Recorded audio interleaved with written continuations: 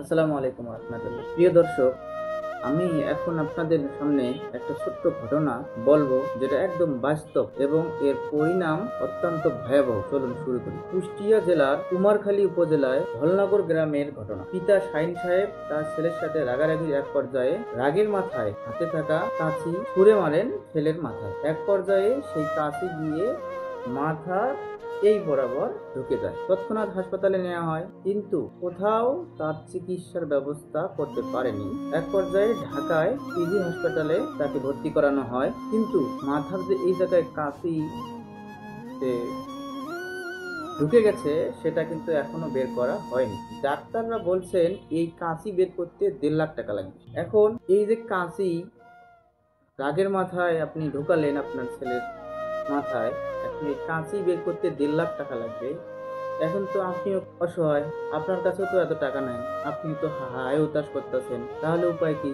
এখন কি করা যায়?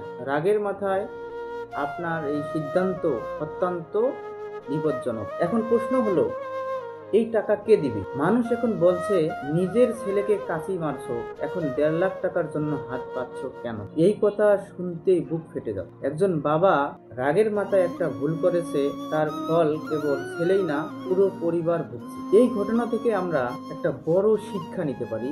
রাগের মাথায় আমরা অনেক সময় মানুষ থেকে পশুতে পরিণত হই। কিন্তু প্রশ্ন হলো, রাগ কি দমন করা যায় না? রাগ দমন করা যায়।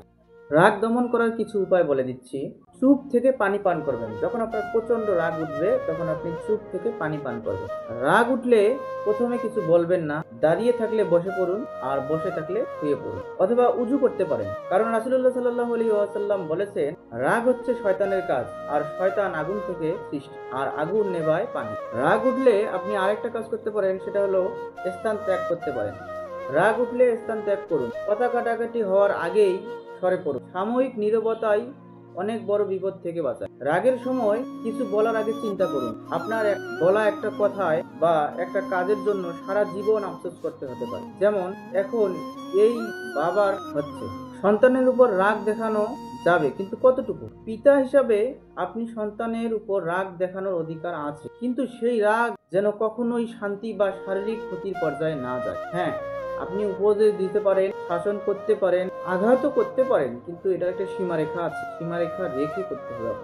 আজ একটা রাগ, একটা মুহূর্তের ভুল একজন ছেলের জীবন ঝুঁকির মধ্যে পড়ে। আপনি বাবা হিসেবে অনেক কষ্ট পাচ্ছেন, কিন্তু এখন কি আপনি চাইলেও আপনার ছেলেকে সহজে ঠিক করতে পারবেন এই সমস্যাটা?